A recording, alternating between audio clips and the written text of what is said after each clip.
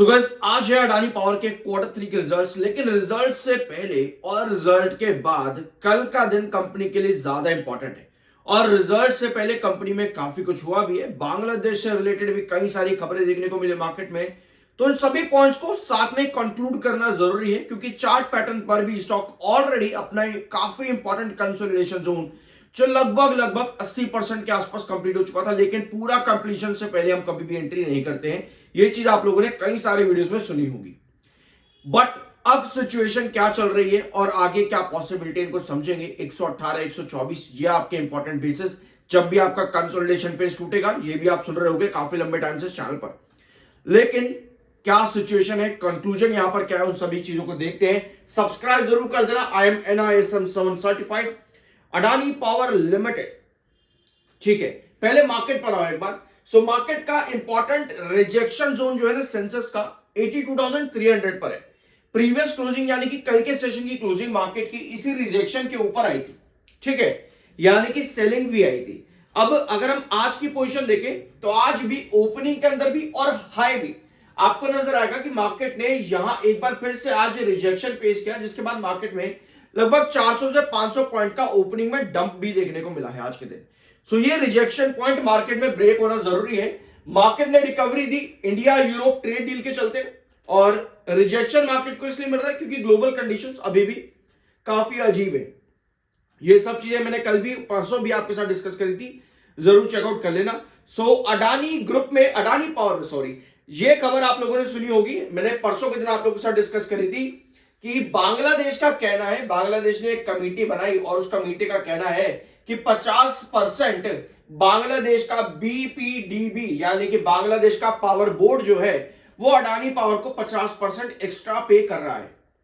यह खबर बांग्लादेश देता है अपनी कमेटी बना करके और कहता है कि ये जो अडानी पावर के साथ डील है ना, यह अडानी पावर को फायदा पहुंचाने के लिए, इससे हमें कोई फायदा नहीं है। और बांग्लादेश अभी अपना कुछ पैसा रोक करके बैठा हुआ है जो अडानी पावर को दे रहा है, और साथ में अडानी पावर को आर्बिट्रेशन में जाने से भी रोका हुआ था इस कमेटी के इंपॉर्टेंट स्टेटमेंट के आने से पहले तक। ऑल्दो अडानी पावर ने इसके बावजूद भी, बांग्लादेश के इतने खराब स्टेटमेंट्स देने के बावजूद भी, अभी भी अडानी पावर इलेक्ट्रिसिटी सप्लाई कर रहा है लगातार बांग्लादेश को, डिस्पाइट डिप्लोमेटिक टाइज। इतना कुछ होने के बावजूद भी अडानी पावर लगातार इलेक्ट्रिसिटी प्रोवाइड कर रहा है। पैसा नहीं मिला है, उसके बावजूद भी इलेक्ट्रिसिटी जा रही है। ठीक है, और इस अपडेट में आपको एक डेट और यहां पर देखने को मिल रही होगी, 30 जनवरी। यानी भैया रिजल्ट्स के अलावा अडानी पावर को या अडानी ग्रुप को इंपॉर्टेंट जो है इस समय वो है SEC से क्या यहां पर बातचीत होती है, या फिर USA से क्या बातचीत होती है ब्राइब केस के अंदर। तो भैया कल की तारीख 30 जनवरी ज्यादा इंपॉर्टेंट है। शायद रिजल्ट का इतना इंपैक्ट ना पड़े जितना इंपैक्ट इस 30 तारीख का देखने को मिलेगा। बट यस, हिंडनबर्ग के एपिसोड के बाद में इस ब्राइबरी केस के मैटर के चलते एक चीज क्लियर हो जाती है कि अडानी ग्रुप में से किसी भी फर्म के ऊपर, किसी भी अडानी ग्रुप की कंपनी के ऊपर कोई भी इशू पड़ता है तो पूरा अडानी ग्रुप ही एक साथ लपेटे में आ जाता है और इन्वेस्टर्स भी लपेटे में आ जाते हैं। सो दूर दूर तक किसी को भी उम्मीद नहीं थी कि SEC यानी कि USA से अचानक से जो है आपको इस तरह की अपडेट्स देखने को मिलेंगी, जिसके बाद अडानी ग्रुप में बड़ा क्रैश देखने को मिला। तो अब 30 जनवरी कल का दिन ज्यादा इंपॉर्टेंट हो जाता है अडानी ग्रुप के लिए। ऑल्दो अडानी पावर कह चुका है कि भैया हमारा कुछ लेना देना नहीं है इस मैटर में, और अपना पुराना रेफरेंस भी जो इन्होंने स्टेटमेंट दिया था पहले भी इस केस को लेकर के, उसको जस्टिफाई भी किया इन्होंने अडानी पावर ने एक बार फिर से। अपार्ट फ्रॉम दिस 2 से लेकर के 6 फरवरी कंपनी के रोड शो भी होने वाले हैं, और एनुअल कॉन्फ्रेंस कंपनी की 9 से 10 फरवरी की है। और साथ में कंपनी ने 7500 करोड़ के NCDs अलॉट भी किए हैं 27 जनवरी को। ठीक है, तो ये कुछ अपडेट्स है रिसेंट अडानी पावर से रिलेटेड। सो आज रिजल्ट में कंपनी से क्या एक्सपेक्टेशन रहेगी, अगर आप लोगों ने प्री एनालिसिस देखा है तो आपको मालूम होगा कि अडानी पावर में दिसंबर का quarter in comparison with September better देखने को मिलता है।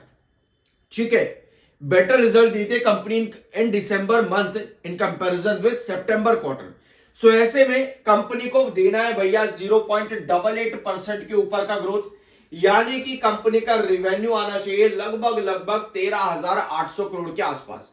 13,800 करोड़ अगर कंपनी रेवेन्यू दे देती है तब जाकर के कंपनी इस ग्रोथ को सरपास करेगी। तो एटलीस्ट इतना रिवेन्यू तो कंपनी का आना चाहिए, अदरवाइज ये रिजल्ट फीका जाता देखने को मिल सकता है। बट जैसा मैंने अभी आपको कहा कि कंपनी को इस समय रिजल्ट के अलावा कल क्या स्टेटमेंट्स आते हैं 30 जनवरी को, उस पर ज्यादा नजर रहेगी।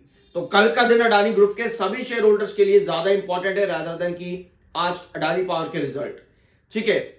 और पिछले कई क्वार्टर से कंपनी माइनस प्रॉफिट ग्रोथ दे रही है। सो देखते हैं यहां पर प्रॉफिट ग्रोथ इस बार कंपनी का पॉजिटिव आता है या पर नहीं। सितंबर में -11% था, तो डेफिनेटली कंपनी को -11 के ऊपर ही देना है। 1% भी पॉजिटिव आता है तो ये कंपनी के लिए एक अच्छा साइन हो सकता है, ठीक है। सेलिंग प्रेशर थोड़ा सा ज्यादा है, 17,23,000 इस समय सेलर है, 7,63,000 इस समय बायर है। तो बायर और सेलर का डिफरेंस थोड़ा सा ज्यादा, लगभग 1:2 का रेशियो आप यहां पर कह सकते हो। 24.5 का एमएफआई जो कि बुलिश है, 37.3 का आपका आरएसआई न्यूट्रल।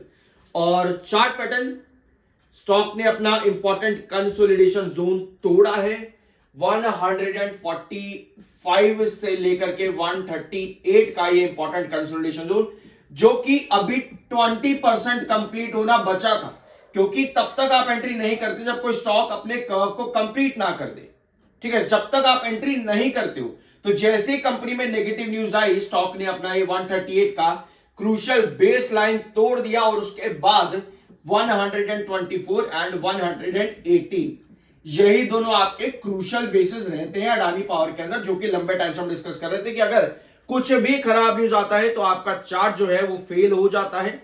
चार्ट फेल होने की सिचुएशन में जब तक आपका ये इनवर्स का पैटर्न 20% जो बचा है वो कंप्लीट ना हो जाए, तब तक आप एंट्री नहीं कर सकते। आपको इन दोनों लेवल्स का ही वेट करना पड़ेगा अगर कोई भी खराब न्यूज आती है तो। और तो पिछले कुछ सेशन से बायर जरूर एक्टिव है अडानी पावर के अंदर, बट 138 कहीं ना कहीं दूर है।